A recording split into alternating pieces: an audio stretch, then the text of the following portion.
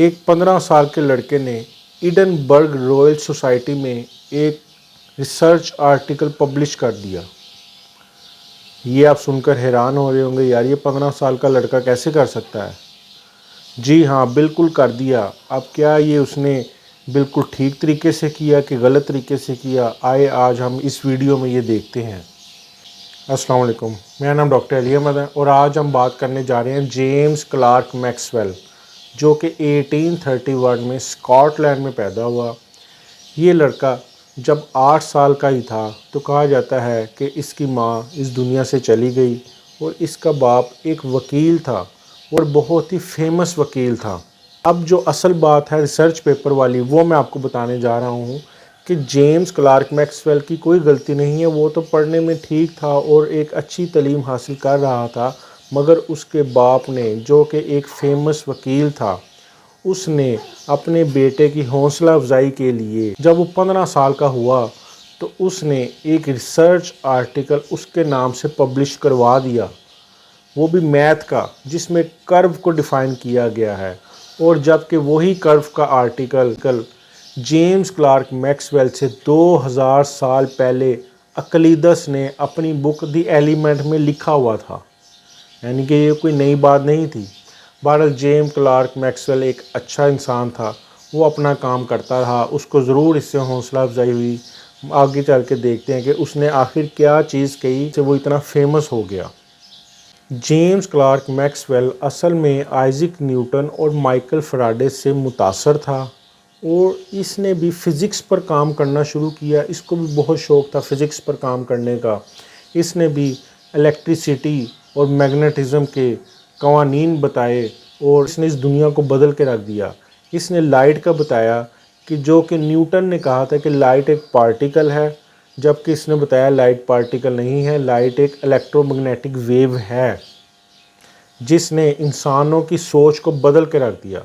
आए आज हम ये भी देखते हैं कि लाइट इलेक्ट्रोमैग्नेटिक वेव किस तरह है।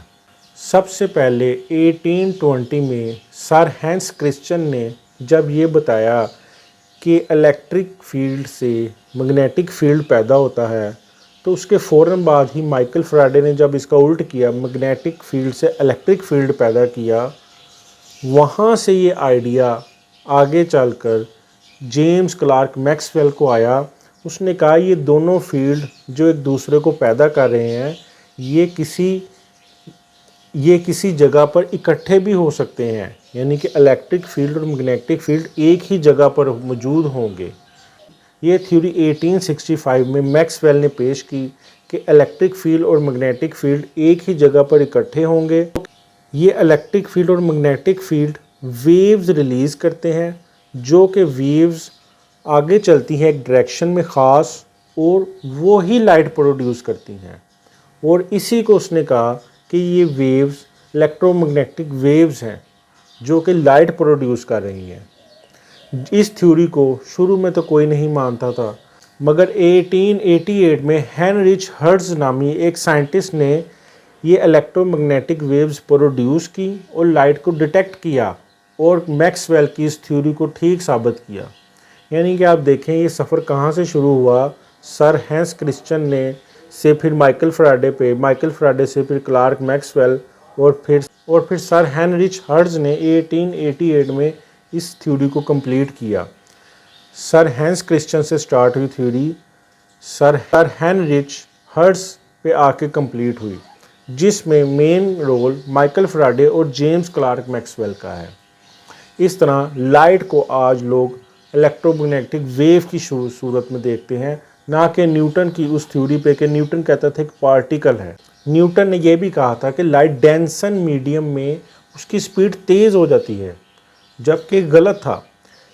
जेम्स क्लार्क मैक्सवेल ने साबित किया कि डेंसर मटेरियल में लाइट की इंटेंसिटी, लाइट की स्पीड कम हो जाती है, और ये भी थ्योरी बिल्कुल ठीक थी। देखें, ओल्ड इज़ गोल्ड नहीं होता। न्यूटन की बातें हुई, 2 बातें इसने गलत साबित कर दी। बहरहाल जेम्स क्लार्क मैक्सवेल के आगे कोई औलाद नहीं थी और वो कैंसर के मर्ज से ही 48 ईयर्स की एज में ही इस दुनिया से चला गया, मगर जाते जाते दुनिया को अपना ये एक थ्योरी दे गया, जिससे इस दुनिया ने एक नई सोच और एक नई नज़र के साथ लाइट को देखा, एक इलेक्ट्रोमैग्नेटिक वेव की सूरत में देखा।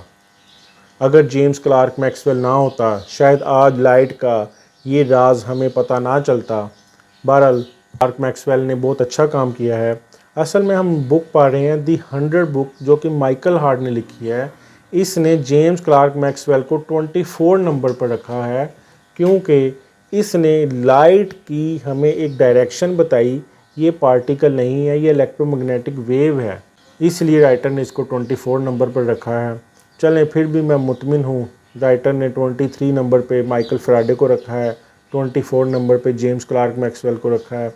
फिर भी मैं मुतमिन हूँ। चलो, किसी साइंटिस्ट को जिन्होंने काम किया और जिनके काम पे किसी ने एलिगेशन नहीं लगाया कि मेरा वर्क कॉपी किया है, जैसा कि न्यूटन के 5 रिसर्च इसने बताई हैं। दूसरे चैप्टर में राइटर ने दूसरे नंबर पे न्यूटन को रखा है, और 5 में से 2 पे एलिगेशन है कि दूसरे लोग कहते हैं कि इसने हमारा काम चोरी किया है। पर इन 2 साइंटिस्ट ने अपना काम खुद किया और आके थ्योरी पेश की और इस दुनिया में एक बहुत बड़ी तब्दीली लाए। मुझे उम्मीद है कि आपको इस वीडियो से काफ़ी मालूमात में इजाफ़ा हुआ होगा, और आप इस चैनल को लाइक और सब्सक्राइब करें और दूसरों को भी शेयर करें, ताकि दूसरों को भी ये मालूमात आसानी से मिलती रहे। जी, बहुत शुक्रिया।